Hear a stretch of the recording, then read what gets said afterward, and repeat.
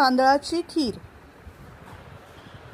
नमस्कार, आज आपण पाहणार आहोत तांदळाची खीर। यासाठी मी अर्धा वाटी बासमती तांदूळ घेतला होता। 15-20 मिनिटं भिजत ठेवायचा आणि मग पाणी निथळून तो खलबत्त्यात घेऊन छान बारीकसर आपल्याला कुटून घ्यायचा आहे। हे तुम्ही मिक्सरमध्येही जाडं भरडं वाटून घेऊ शकता। आता बघा, आपण खीर बनवूया।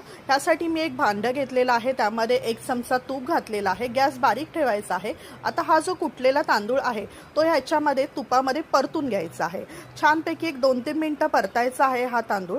आणि तुपामध्ये परतल्यानंतर आपण एका साईडला काजू सोलून ठेवले होते, तर त्या काजूची आपल्याला काय करायची आहे, अशी जाडी भरडी आपल्याला काजूची पावडर बनवून घ्यायची आहे। या काजूच्या पावडरमुळे त्याला छान क्रीमी टेक्स्चर येतं।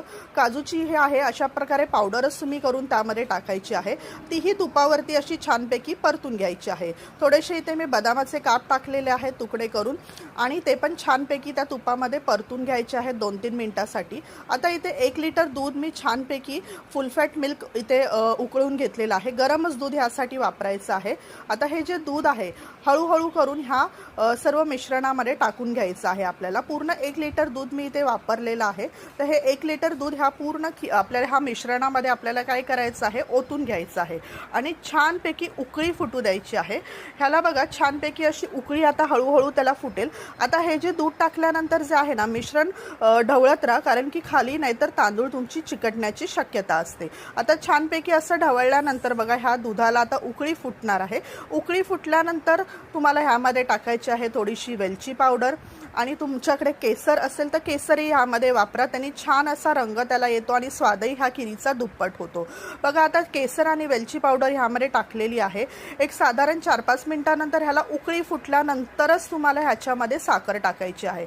एक 4-5 मिनिटं झालेली आहेत, उकळी फुटलेली आहे। इथे साधारण साखर मी 14 टेबलस्पून साखर ह्यामध्ये मी वापरलेली आहे 1 लिटर दुधासाठी। तर ही बरोबर प्रमाणबद्ध पद्धतीत गोडीला होते। 1 लिटर दुधासाठी बघा, मी 14 टेबलस्पून इथे साखर टाकून घेतलेली आहे आणि छानपैकी आता ह्याला उकळी फुटू द्यायची आहे। 5 ते 7 मिनिटं छानपैकी ही खीर दाटू द्यायची आहे। मस्तपैकी अशी उकळल्यानंतर ही खीर छान दाटसर होते। आता ही थंड झाल्यानंतर, आता बघा ही गरम आहे, थंड झाल्यानंतर तुम्ही पाहू शकता ही जी खीर आहे छान दाट होते। आणि ही आता मी सर्विंग बाउलमध्ये आता सर्व करून घेणार आहे। अतिशय सुंदर अशी चवीला ही खीर लागते।